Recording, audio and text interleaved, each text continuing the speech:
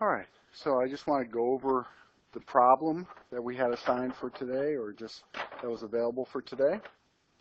And these are Zebra Company, and it's a December 31st fiscal year end, and these transactions happen on January 2nd, and each one brings up a little bit of a different situation. You know, the first is held to maturity, the second is trading, and the third is available for sale. But in addition to that, there's some additional things that go on.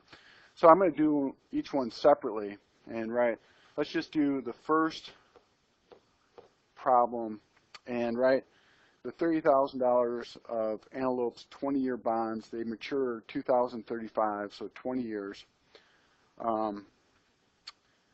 And the key here is that they have a stated interest rate of 6%, and they pay interest annually on January 1st. And the bonds were purchased when the market rate of interest on bonds of the same risk was 6.5%.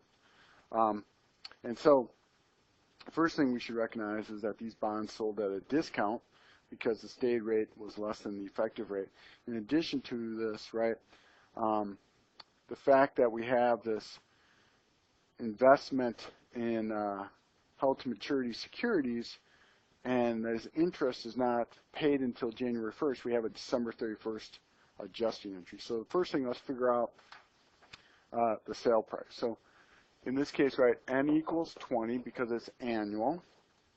The interest rate per year is 6.5, which is the effective rate. The payment equals $1,800, and remember that's the stated rate of 6%. It's not adjusted because it's annual, times the $30,000. And then the future value equals $30,000. And so we're going to solve for the present value, and that will give us a present value of negative $28,347.23. And that's the price that we paid for these bonds. And so, our first journal entry here on January 2nd is investment in held to maturity securities, $28,347.23, and I would credit cash $28,347.23. And we know that held to maturity is going to be an amortized cost basis, and so what we have to figure out is the amortization and interest for the year because they're annual. And the key here is that on December 31st, because Zebra is a 12/31 reporting company, we're not going to debit cash, we're going to debit interest receivable. And that interest receivable is going to be the amount of interest that we're going to receive on January 1st, 2016, and that would be $1,800. Now, interest income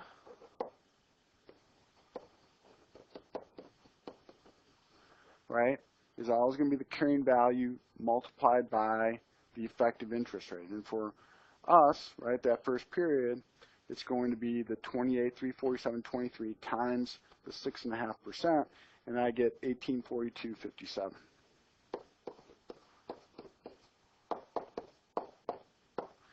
Now the difference between those two is going to be the amortization of the implied discount, and the discount here,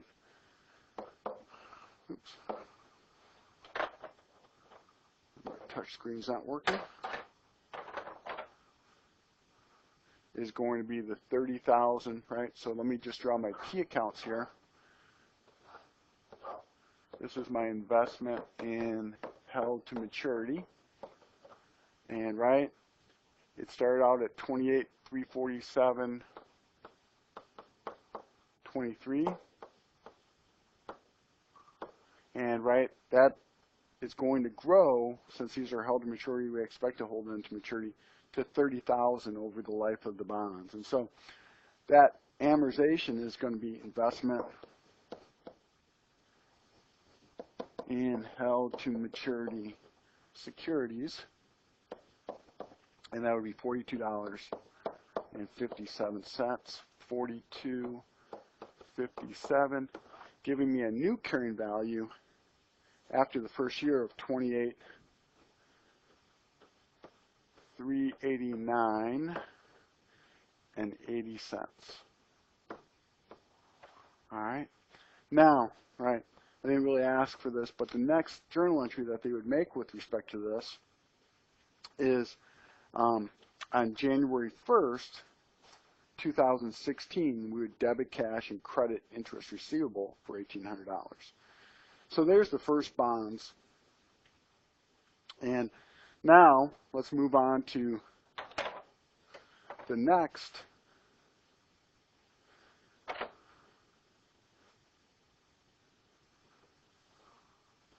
security. Let me see if this is working. It's not working. And for this, remember now I have the second security, it's the $25,000 of gazelles, and these are semi-annual and they're 5 years. So the first thing, again, we have to figure out the sales price.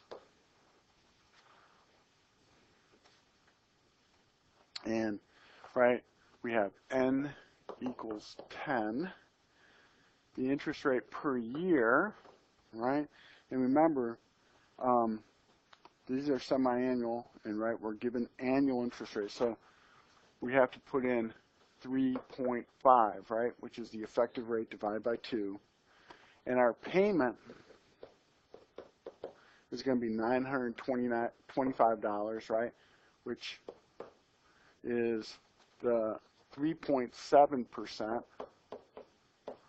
multiplied by $25,000, right? This is, right, the semi-annual stated interest rate, 3.7% times $25,000. And, right, our final part here is that the future value is $25,000, and I get a present value here of an amount, it should be hopefully, right, more, right, because the stated rate is greater than the effective rate, $25,415.83. All right, and right, that would come out negative because that's the amount that we're paying negative. And so for this, right, journal entry on January 1st, January 2nd, 2015, investment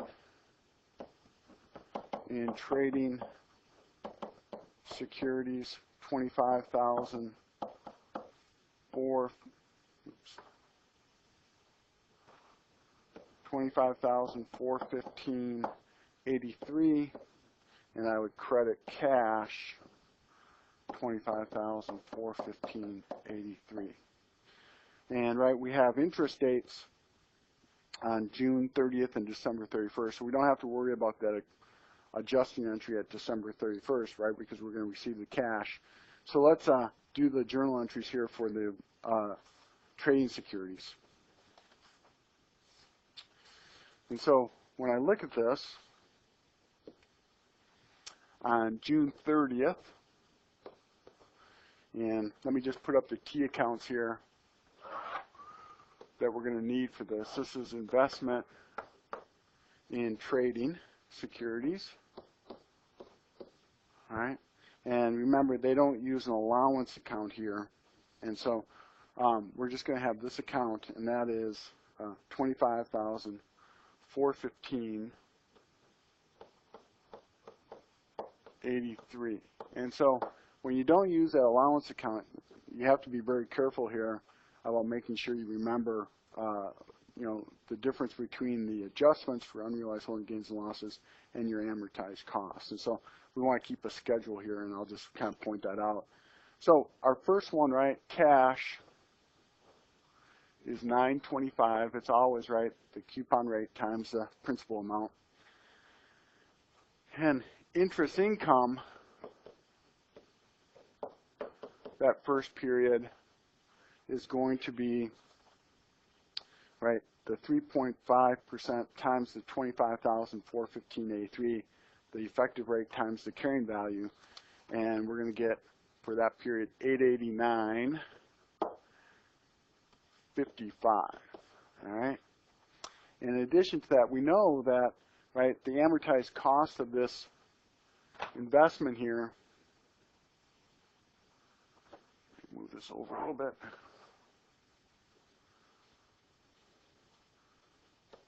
is going to be decreasing over time, so we're going to have to be making credits to that account to get the amortized cost decreasing to its future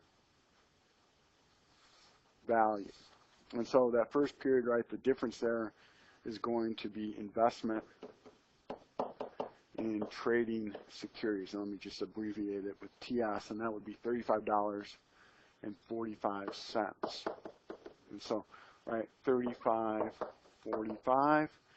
And after that first period, right, the carrying value now is changed to 25,380.38. So we have a new carrying value, and that new carrying value is what we use for December 31st to calculate interest. So we have cash, 925, that never changes.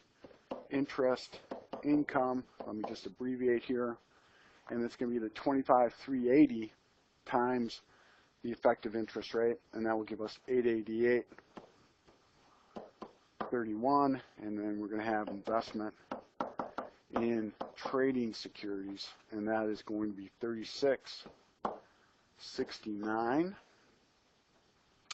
And right, I'll put that up here, and that gives me a total here of 25,343.69 or 68, 69.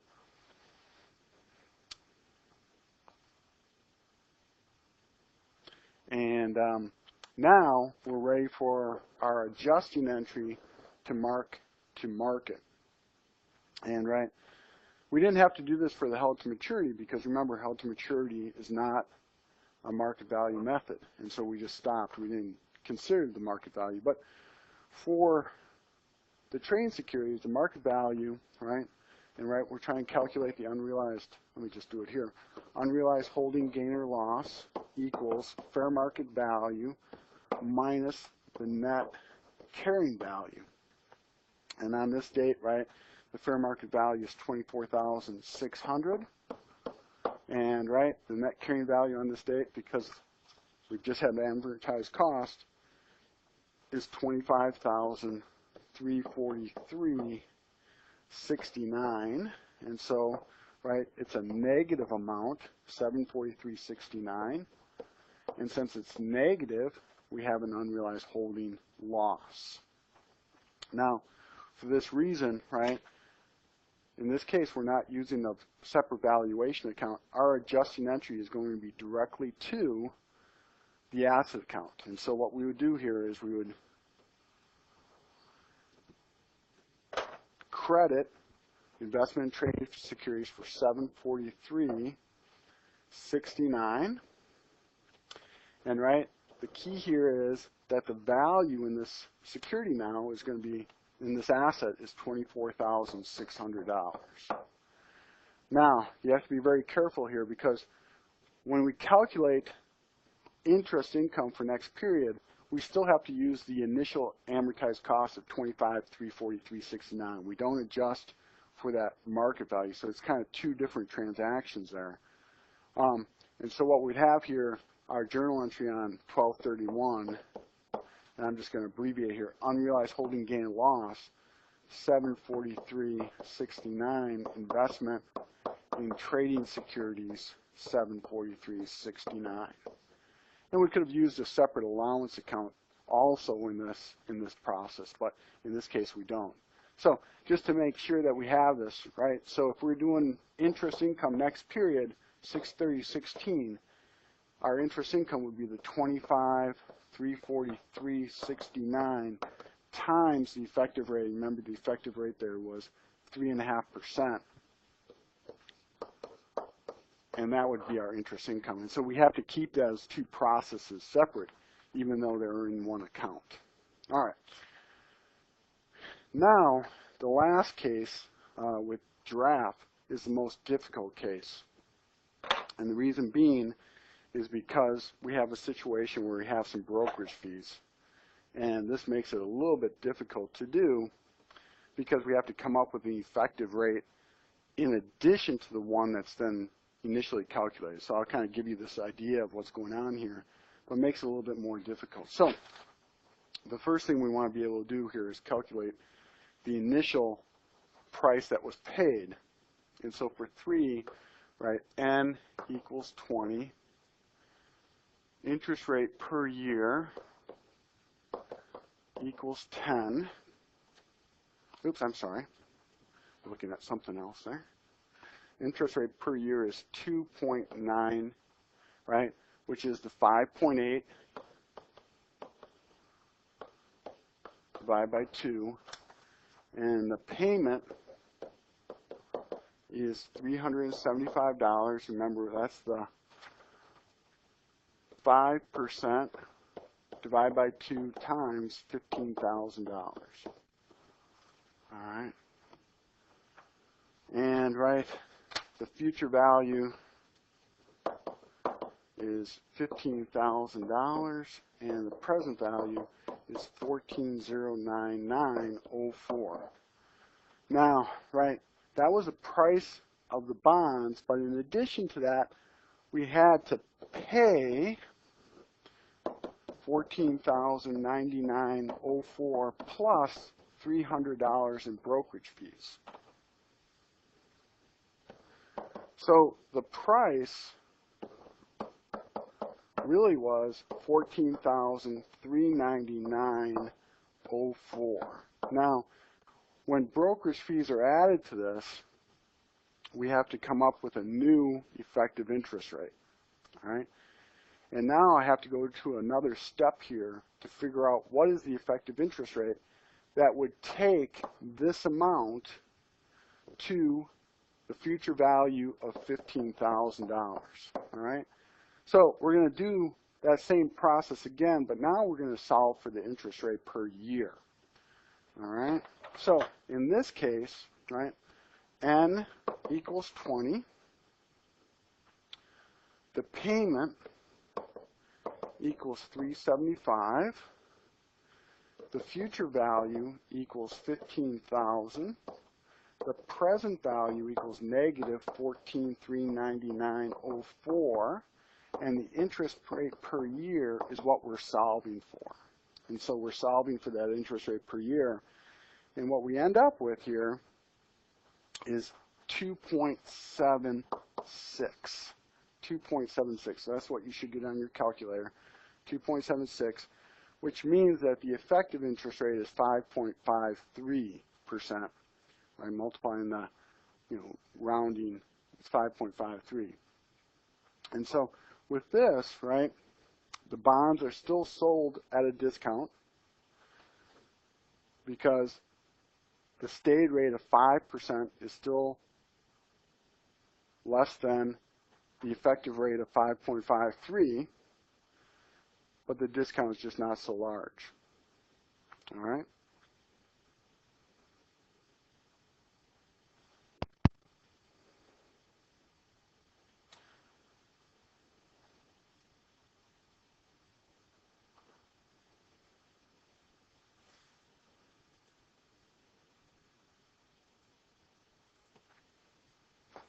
So let's put that onto the problem here. And so we'd have investment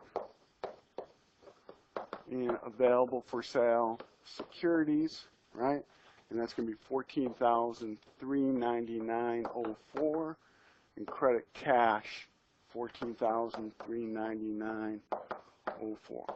And just remember that anytime you have to pay an incidental cost, those go as part of the value of the securities. And let's just remember here that the effective rate here now is going to be 2.76.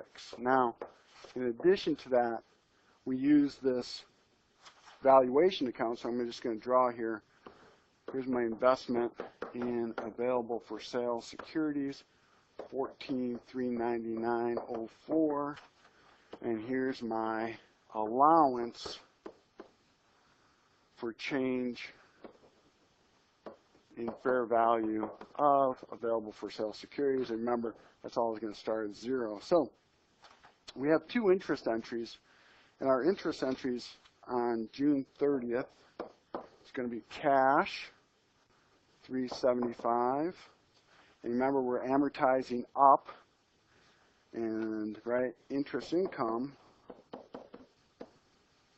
is going to be $397.41. And we're going to have investment in available for sale securities of $22.41. So $22.41, giving me a new carrying value here of $14,421.45. All right. Now, the second journal entry on 12/31 is going to use this new carrying value, $14,421, and we still have cash of $375, right? That's still the stated rate times the principal amount. And we're going to have interest income, and that interest income is going to be $398.03, and we're going to have investment in available for sale, and that's going to be $23.03. And I would post it up here, $23.03. And let me just erase some of this 6/30 entry. And we'd have a balance in this account of $14,444.48. And obviously it's amortizing up to the $15,000 amount. Now, our last journal entry here for the available for sale is our unrealized holding gain or loss account. And I'm going to erase these 2 entries here. And we'll get down to our unrealized holding gain or loss. So remember, the unrealized holding gain or loss equals the fair market value minus the net carrying value. And in this case, we have $15,200 minus $14,444.48. And so, oops, I missed a 4 there. $14,444.48. And that means the unrealized holding gain or loss is positive $755.52. And so we have an unrealized holding gain because it's positive. So because we're using the valuation account, our last entry for the available for sale securities on 12/31/15 is allowance for change in fair value, $755.52, unrealized holding gain or loss, $755.52. I'll post that up here. Oops. And the key here is that after you've done this journal entry, the net carrying value of these 2 accounts has to equal the fair value of the asset, which is $15,200, and they do. $14,444 plus the $755. Together, those equal the $15,200. Now, this is a tough problem because we have the brokerage fees, and that gives an adjustment of the effective interest rate, but we should be able to do this type of problem for the class. All right, so tough problems with debt securities, but we provide an example of each one, and so that's good that we can do this, and we'll move into equity securities next.